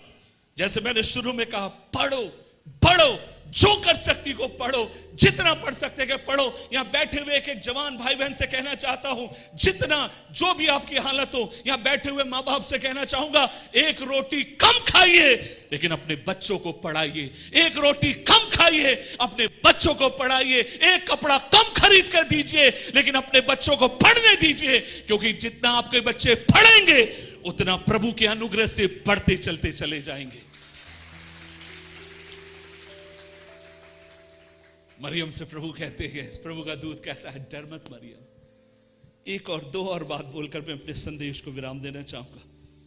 प्रभु ने एक और व्यक्ति से उस दिन कहा, उस दिन नहीं कुछ दिन के बाद कहा, डर मत। और ये मेरे सबसे फेवरेट एक व्यक्ति है। मत्ती रचित सुसमाचार अध्याय 1 में हम देखते हैं प्रभु एक और व्यक्ति के पास आते हैं। ये कौन है? ये जवान है। ये व्यक्ति कौन है? इसका नाम यूसुफ है। इसका विवाह, इसकी शादी, इसकी एंगेजमेंट मरियम से हो चुकी है। और लिखा गया मत्ती रचित सुसमाचार, मत्ती की किताब अध्याय 1 उसकी 18 आयत में लिखा गया, यीशु मसीह के जन्म इस प्रकार से हुआ कि जब उनकी माता मरियम की मंगनी यूसुफ के साथ हो गई तो उनके इकट्ठा होने से पहले ही वह पवित्र आत्मा की ओर से गर्भवती पाई गई। और उसके पति यूसुफ ने, जो धर्मी था, उसे बदनाम करना नहीं चाहता था और चुपके से उसको त्याग देने का विचार उसने किया। और जब इन बातों की वो सोच ही रहा था तो प्रभु के स्वर्गदूत ने उसे स्वप्न में दिखाई देकर कहने लगा, हे यूसुफ, दाऊद की संतान, तू अपनी पत्नी मरियम को अपने यहाँ लाने से मत डर, क्योंकि जो उसके गर्भ में गए वह पवित्र आत्मा की ओर से गए। वह एक पुत्र जनेगी और तू उसका नाम यीशु रखना, क्योंकि वह अपने लोगों का उनके पापों से उद्धार करेगा। अब सुनिए मेरी बात को। तीसरी जगह पवित्र शास्त्र बाइबल कहती है, एक बुजुर्ग के पास पवित्र शास्त्र बाइबल कहती है, स्वर्गदूत जाकर कहता है मत डर। एक बेटी के पास जाकर स्वर्गदूत कहता है मत डर। अब यहां पर एक पुरुष है, यहां पर एक व्यक्ति है जो मरियम का मंगेतर है, जिनका विवाह होने वाला है, और उसको मालूम पड़ता है, खबर आती है, देखिए जिससे आपकी शादी होने वाली थी, आपकी जो मंगेतर है ना, वो गर्भवती है। और अब सोचिए एक आदमी किस तरीके से रिएक्ट करेगा, किस तरीके से अगर एक व्यक्ति को यह मालूम पड़ा जिससे विवाह होने वाला है वो गर्भवती है, किस तरीके से वो अपने भावनाओं को व्यक्त करेगा। अगर आज के विषय में कोई व्यक्ति होता, वो पूरी कोशिश करता उसको बदनाम करने के लिए। आज अगर कोई व्यक्ति होता, पूरी कोशिश करता, गुस्सा करता, चारों तरफ ढिंडोरा पीट देता, देखो ये लड़की कैरेक्टरलेस है। लेकिन बाइबल क्या कहती है? बाइबल कहती है क्योंकि वो एक धर्मी पुरुष था। बाइबल कहती है क्योंकि वो ईश्वर का भय मानता था। उसने अपने मन में सोचा होगा, उससे जो गलती हो गई थी ना, हो जाने दो, ठीक है उससे गलती हो गई, अब मैं एक काम करूंगा, मैं चुपचाप से उसको क्या करूंगा, त्याग दूंगा। क्यों वो त्यागने की सोच रहा था? वो इसलिए त्यागने की सोच रहा था क्योंकि वो एक पुरुष है और उसके सामने सबसे बड़ी जो समस्या खड़ी है वो भविष्य की खड़ी है। कैसे मैं भविष्य का सामना करने पाऊंगा, कैसे मैं लोगों का मुंह बंद करूंगा, मैं कौन सा शब्द कहूंगा कि लोगों का मुंह बंद हो जाए, मैं ऐसी कौन सी बात कहूंगा कि लोगों के मुंह को मैं बंद कर सकूं और ये कह सकूं नहीं ऐसा नहीं है। और वो अपने भविष्य को लेकर बेचैन हो गया और वो कहता गया अच्छा ये है, यहीं पर ये रिश्ता क्या हो जाए, हमेशा के लिए खत्म हो जाए। और पवित्र शास्त्र बाइबल कहती है जब वो रात के समय सोया हुआ था, जब वो नींद में था, प्रभु के वचन में लिखा गया जब वो सोते समय परमेश्वर के प्रभु के दूत ने उसको स्वप्न में देखकर कहा, हे यूसुफ, 20 पद में लिखा, जब इन बातों के बारे में वो सोच रहा था तो प्रभु के स्वर्गदूत ने उसको स्वप्न में दिखाई देकर कहने लगा, हे यूसुफ, दाऊद की संतान, तू अपनी पत्नी मरियम को यहां लाने से मत डर, क्योंकि जो उसके गर्भ में है वो पवित्र आत्मा की ओर से है, वो एक पुत्र को जनेगी और तू उसका नाम क्या रखना, तू उसका नाम यीशु रखना। सुनी मेरी बात को। तीसरी बार जब परमेश्वर का दूत एक व्यक्ति के पास सपने में जाकर कहता है मत डर, हे पुरुष मत डर, उस स्त्री को अपनाने से मत डर, क्योंकि जो ईश्वर ने उसके ऊपर अनुग्रह किया है और उस अनुग्रह के कारण वो गर्भवती हुई है और उसका उद्देश्य ये है वो मानव जाति को उनके पापों से बचाने पाएगा। ईश्वर का वचन कहता है। इस बात को सुनकर वो व्यक्ति उठ जाता है और हम देखते हैं परमेश्वर की इच्छाओं में अपने आप को वो समर्पित करता है। बहुत मुश्किल था उसके लिए मानना, लेकिन परमेश्वर का भय मानने के कारण उसमें अपने आप को समर्पित करता है। और ईश्वर का वचन आपको मुझे ये बताता है वो क्या करता है, वो उसको अपने संग ले आता है और हम देखते हैं उसका वो पति बन जाता है। आज हम बैठे हुए एक व्यक्तियों से कहना चाहता हूं, खासकर पुरुषों से मैं कहना चाहूंगा, कई बार लोगों को लगता है, खासकर जो महिलाएं होती हैं उनको लगता है ना पुरुष है तो भैया बहुत आजादी है, पुरुष है तो बहुत कुछ अच्छा होता है, इनको क्या डरने की बात है, इनकी जिंदगी में क्या कमी है। खासकर ना मेरी बहन भी जो बड़ी थी वो मेरे से कहती थी तुम लोग तो लड़के हो, तुमको जो फ्रीडम है हमको थोड़ी मिला है, तुमको जो चीजें मिली है हमको थोड़ी मिली है। मैं आपसे कहना चाहता हूं नहीं, पुरुषों की अपनी विडंबना होती है, पुरुषों की अपनी चुनौतियां होती है। महिलाएं कहती हैं, किसी ने इस तरीके से कहा, एक समझदार व्यक्ति ने कहा, महिलाओं की भावनाएं 1000 शब्दों में छुपी होती है, लेकिन पुरुष की भावना उसकी खामोशी में छुपी होती है। महिलाएं जोर से बोल सकती हैं, चिल्ला सकती हैं, विलाप कर सकती हैं, आप नहीं सुन रहे हैं, आप बहरे हैं, आप ये हैं वो हैं।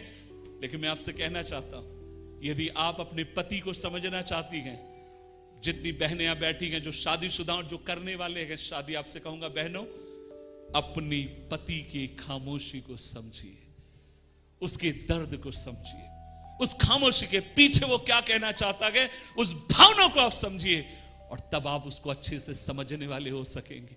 यहां पर यूसुफ के बारे में सब लोग मरियम के बारे में सोच रहे हैं, लेकिन यूसुफ को भी भविष्य फेस करना है। वो ये सोच रहा होगा, मैं देख रहा था, मैंने कुछ चीजें लिखा गए, वो ये निर्णय ले रहा होगा मैं कहां जाऊंगा इसको लेकर, वो ये सोच रहा होगा इसको मैं कैसे प्रोटेक्ट करूंगा, वो ये सोच रहा होगा अगर कल लोगों को यह मालूम पड़ेगा ये महिला मेरी शादी से होने से पहले ही गर्भवती हो गई है, हमारा भविष्य किस तरीके से दिखाई देगा।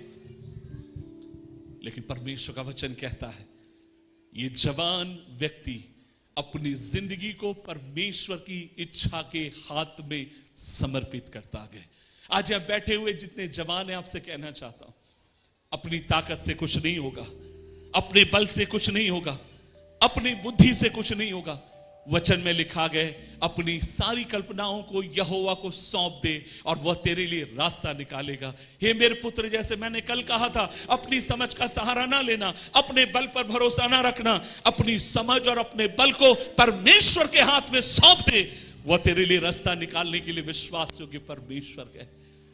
तीसरे व्यक्ति के पास जाकर स्वर्गदूत ने कहा, आप ताली बजा सकते हैं अच्छे से।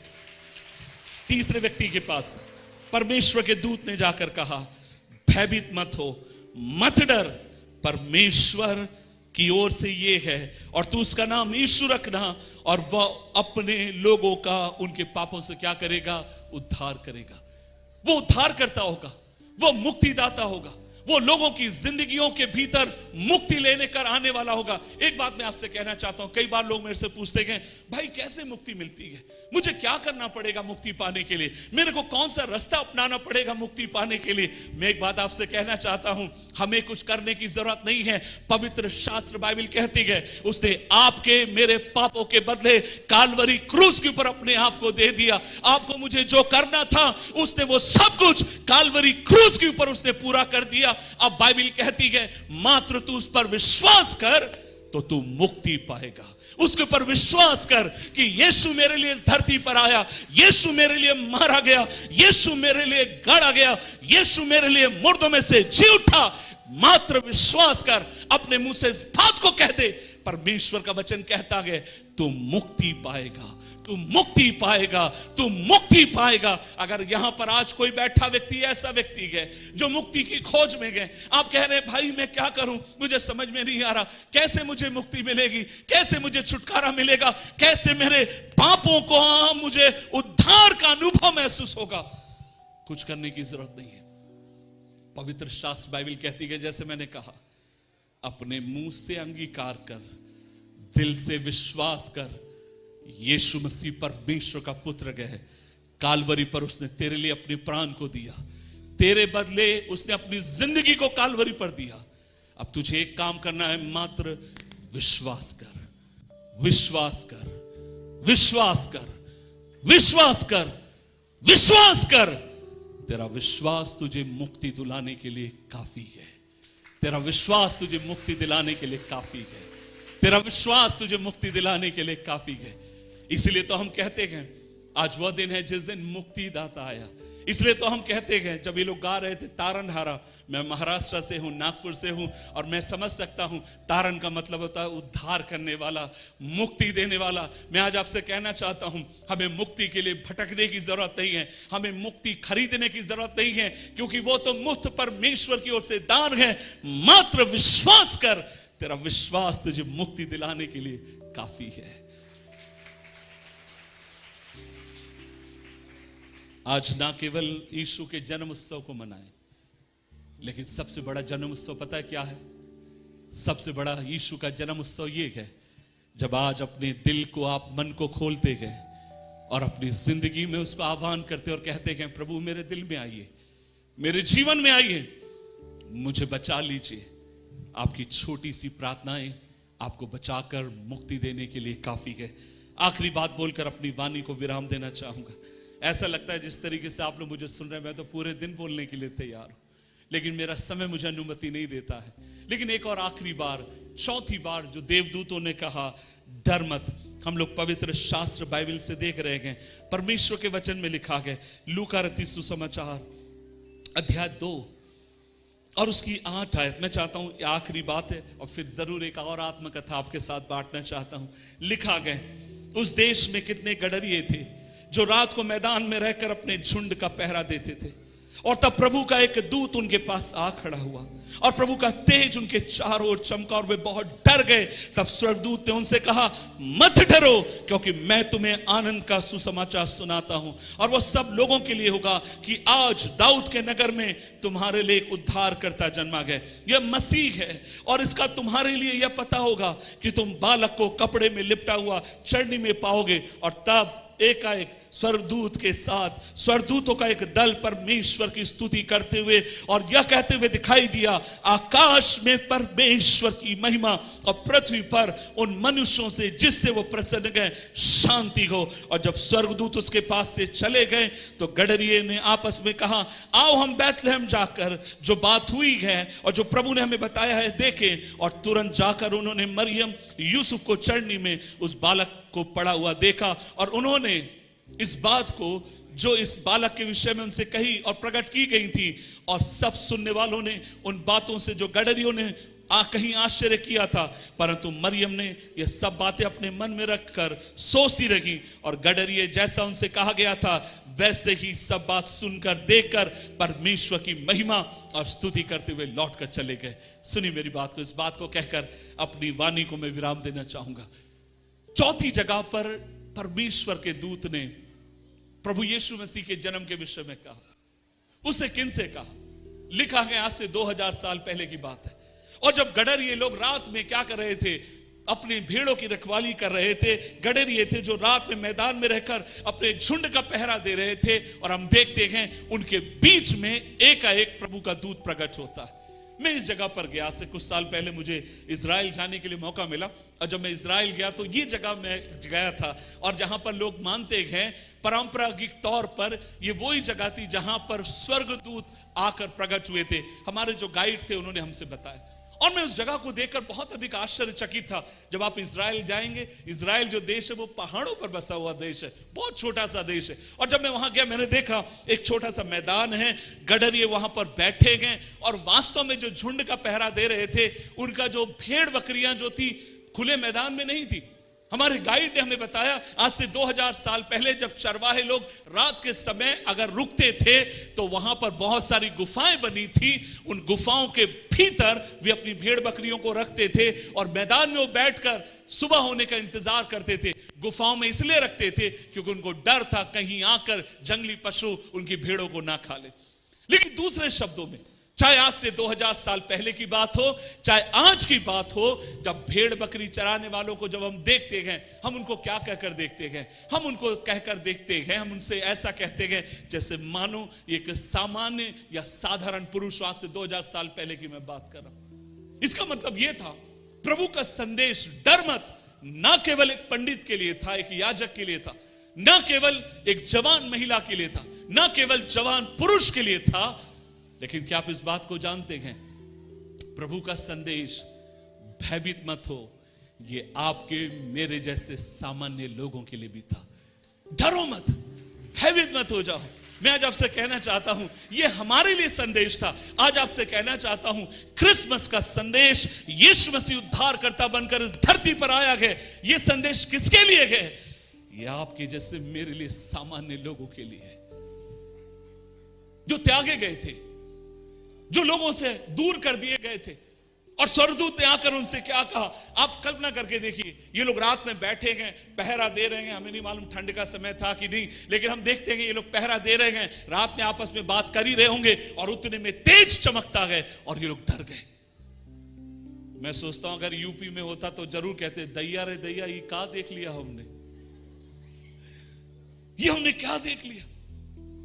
और वो डर रहे थे, घबरा रहे थे, कह रहे थे भैया हमने तो अपनी जिंदगी में ऐसा कछु देखा नहीं है। और मैं सोच रहा हूं वो डर रहे होंगे, भैया जाओ जाओ जाओ। और तब स्वर्गदूत कहता है डरो नहीं, डरो नहीं, भयभीत मत हो। कब तक डर में जिंदगी जियोगे? कब तक डर में जिंदगी जियोगे? कब तक भय में जिंदगी जियोगे? डरो मत, तुम्हारे लिए एक उद्धारकर्ता जन्मा गए, तुम्हारे लिए एक उद्धारकर्ता जन्मा गए, तुम्हारे लिए एक मुक्तिदाता जन्मा गए, तुम्हारे लिए तुम्हारे पापों से हरने वाला जन्मा गए, तुम्हारे लिए शांति देने वाला जन्मा गए। डरो मत, घबराओ मत, तुम देखो, तुम उसको देखने पाओगे, तुम उसको जानने पाओगे। डरो मत, डरो मत, डरो मत। क्या है क्रिसमस का संदेश?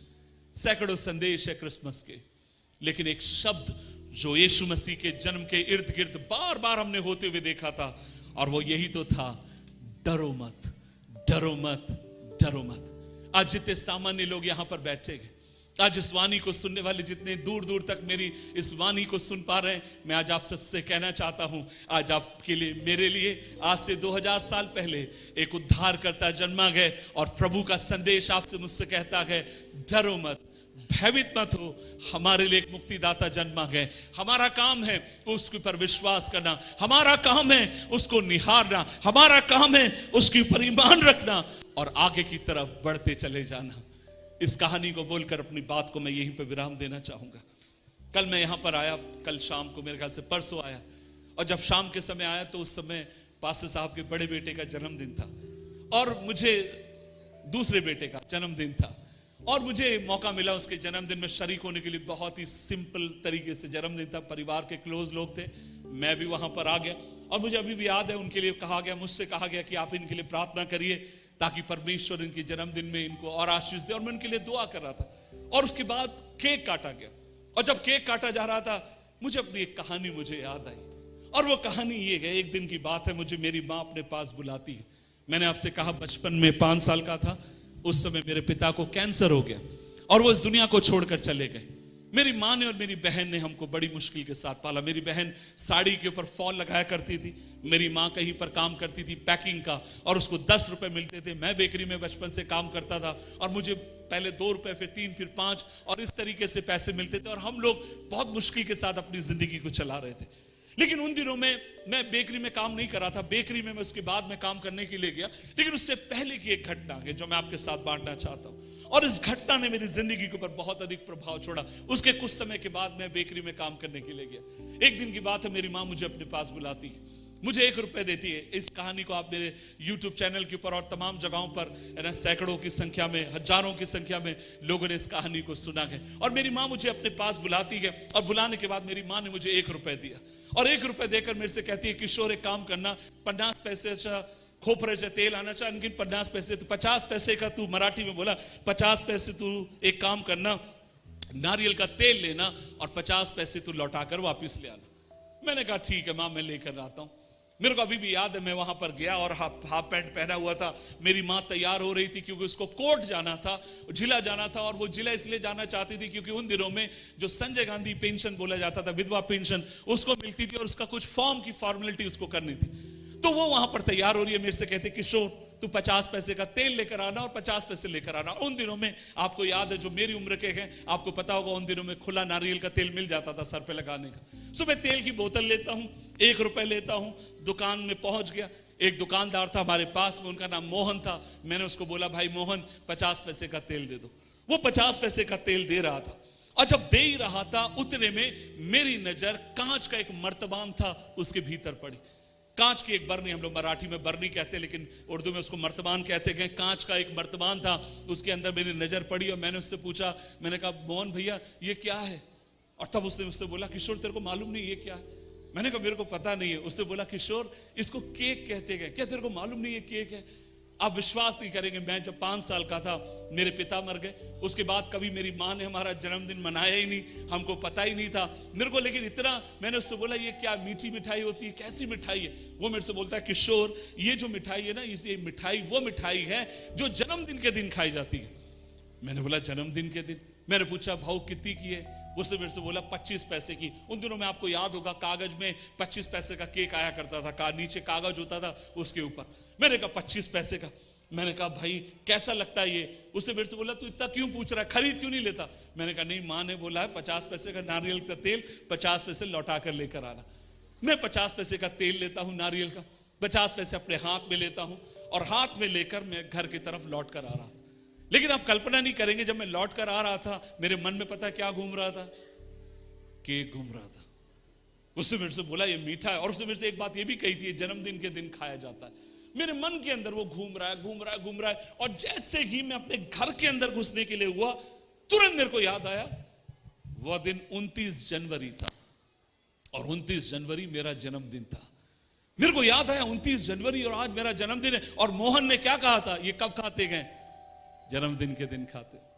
आप विश्वास नहीं करेंगे, मैं दौड़ जाता हूं तेल की बोतल हाथ में लेके 50 पैसे लेकर, क्योंकि मन तो मेरा वहीं पर घूम रहा था। और मैंने मोहन से बोला भैया मेरे को केक दे दो। उसने मुझे केक दिया, मैंने आधा केक खाया और मुंह के अंदर गुड़ गुड़ गुड़ करके ना, हम सबको अपने बचपन की कहानी याद होगी, कई बार जो चीज कम मिलती थी मुंह के अंदर रख लिया है, अंदर नहीं डालते क्योंकि पता नहीं दोबारा कभी मिलेगी कि नहीं, और उसको गुड़ गुड़ गुड़ गुड़ करके मैं गोल गोल घुमाता रहा। और जैसे ही घर के पास पहुंचा सीधा अंदर।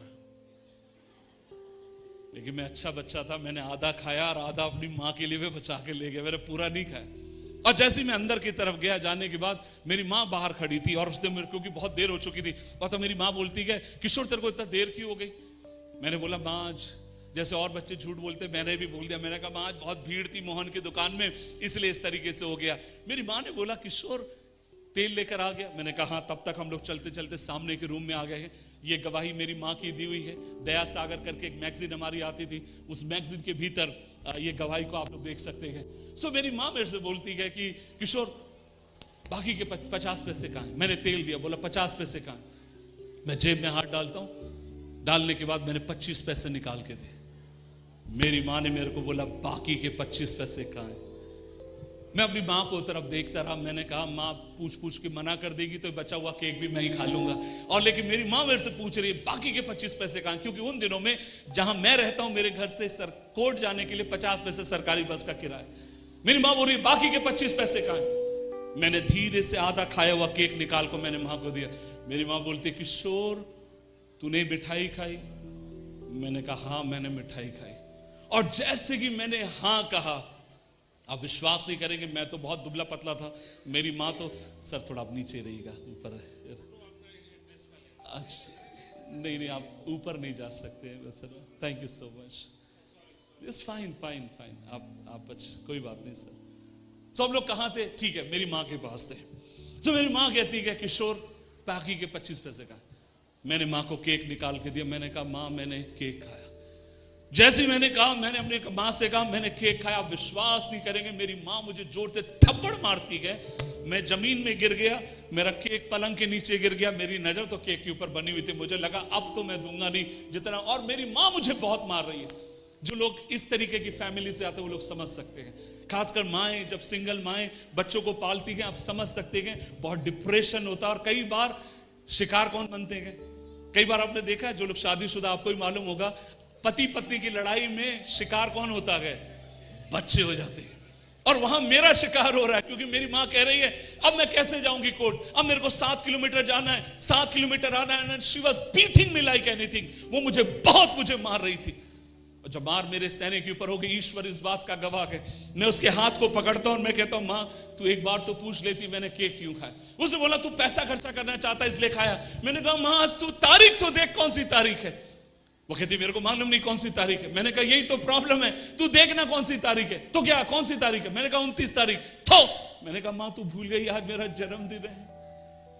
और जैसे ही मेरी माँ को मालूम पड़ा मेरा जन्मदिन है, मेरी माँ हो गई नरम और मैं हो गया कड़क। मैं भी अपनी बचपन की कहानी सुना रहा हूं, ठीक है अभी की नहीं बता रहा हूं।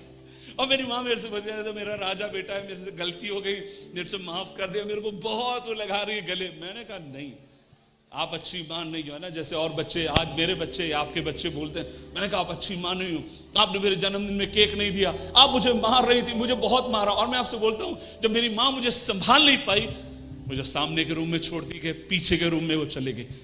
मुझे लगा शायद वो तैयार होने गई होगी और मैं वहीं पर सामने के रूम में पड़ा हूं, लेकिन मेरी नजर पता कहां थी। आप लोगों को कैसे मालूम ये सब, और मेरी नजर कहां पड़ी हुई है केक के बाद। अब मैं रो रहा हूं, ठीक है 10 मिनट के बाद मुझे स्मेल आती है मिट्टी के तेल की। मुझे लगा मिट्टी के तेल की स्मेल कहां से आ रही है, कहां से मिट्टी का तेल गिर गया। उन दिनों में हम लोग सभी लोग स्टोव इस्तेमाल करते थे, गैस बहुत ही कम लोगों के घर पे हुआ करती थी। मैंने कहा मिट्टी के तेल की स्मेल कहां से आ रही। मैं धीरे से उठता हूं, मैं अपने पीछे के रूम में गया। उन दिनों में हम लोग झोपड़ी में रहा करते थे, पीछे के रूम में जाता हूं। आज भी ईश्वर इस बात का गवाह है, मैंने देखा मेरे घर में 5 लीटर मिट्टी का तेल गए। मेरी माँ अपने ऊपर उसको डाल चुकी है, उसके हाथ में माचिस है, वो अपने आप को जिंदा जलाकर मारना चाहती है। मुझे लगा मैंने 25 पैसे का केक खा लिया इसलिए मेरी मां मरना चाहती है।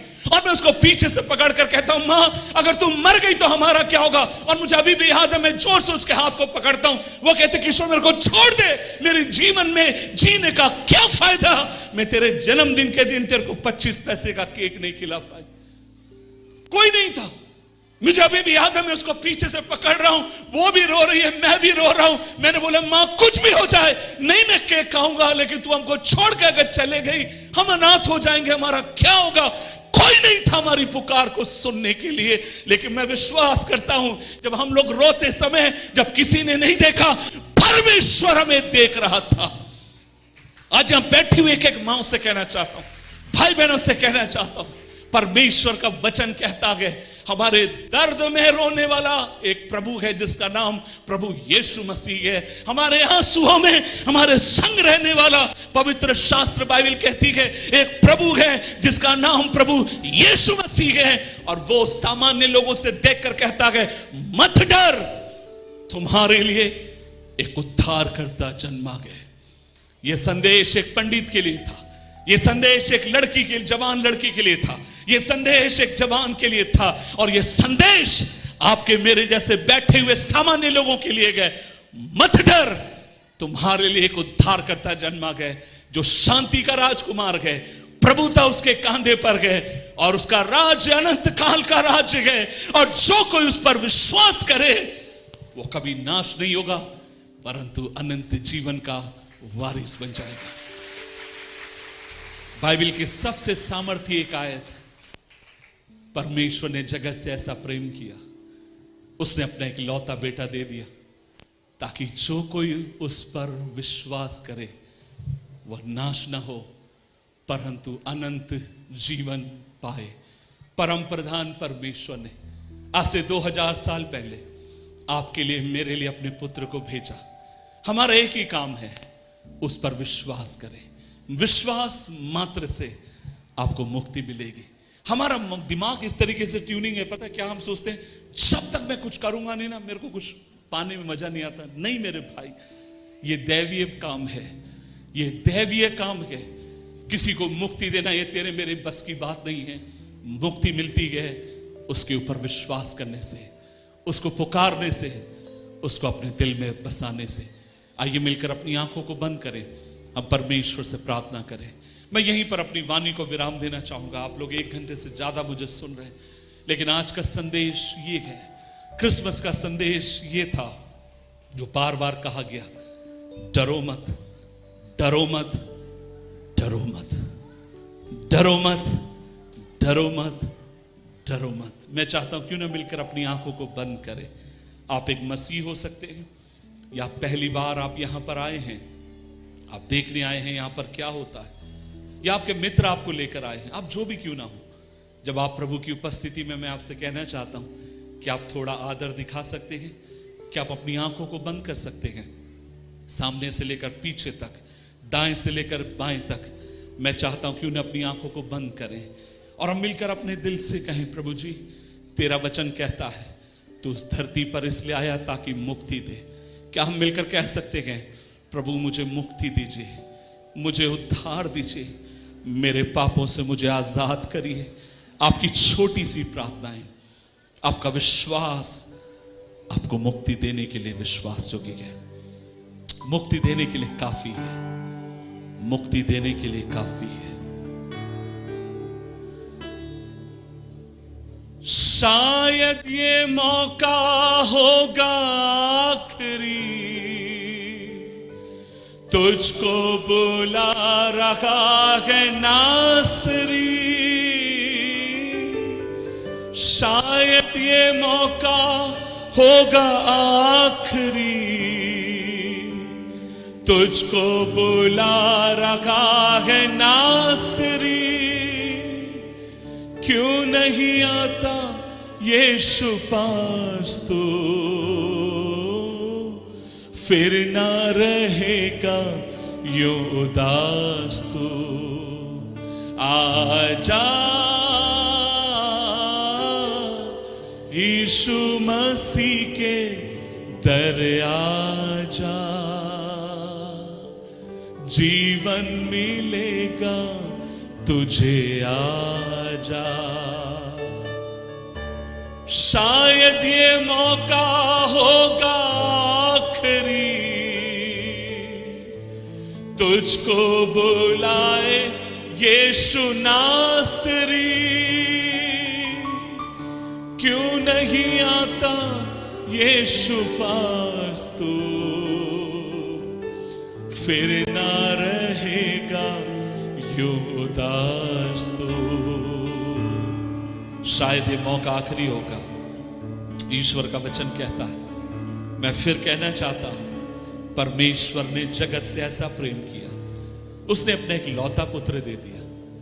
जगत का मतलब खाली मसीह नहीं, हर व्यक्ति, हर मजहब, हर इंसान से ऐसा प्यार किया, आपके लिए अपने एक लौते पुत्र को दे दिया, जिसका नाम प्रभु यीशु मसीह है, ताकि जो कोई उस पर विश्वास करे वो नाश नहीं होगा, अनंत जीवन का वारिस बन जाएगा।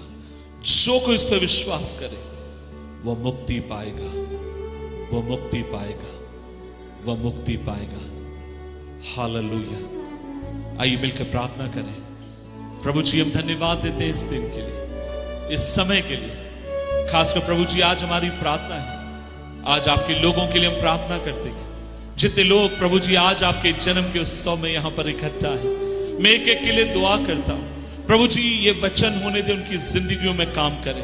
आप अपने वचन से इनकी जिंदगियों को संवारें। ये वचन परमेश्वर उठते बैठते समय, ये वचन इनकी जिंदगियों से बात करने वाला हो जाए। आप कैसे परिवार बदलते हैं, किस तरीके से आप जीवनों को बदलते हैं। प्रभु जी, आपका वचन कहता है आप किसी का मजहब बदलने नहीं आए, यीशु मसीह किसी का धर्म बदलने नहीं आया, लेकिन आप जीवनों को बदलने आए हैं।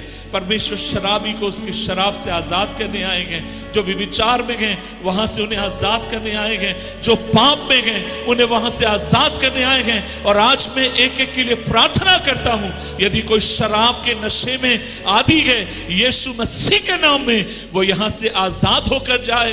प्रभु जी, यदि कोई व्यक्ति जीवन में टूटा हुआ है, निराश है, आत्महत्या करने की कगार पर गए, प्रभु हम कहते हैं वो निराश ना हो, लेकिन उद्धारकर्ता को साथ में लेकर जाएं। हमारे लिए जो उद्धारकर्ता जन्मा गए उसका नाम यीशु है, और हम दुआ करते हैं यीशु मसीह के नाम में आपकी शांति और इत्मीनान एक एक के जीवनों पर आप भेजिए। इस संदेश के लिए धन्यवाद, इस समय के लिए धन्यवाद, प्रार्थना सुनने के लिए धन्यवाद। यीशु मसीह के नाम से मांगते और सब लोग मिलकर कहेंगे आमीन, आमीन, आमीन। प्रभु आप सबों को आशीष दे। क्रिसमस की ढेर सारी बधाइयां। डरो मत, प्रभु आपके साथ है, प्रभु आपके संग रहेगा, प्रभु आपको कभी छोड़ेगा नहीं। उसका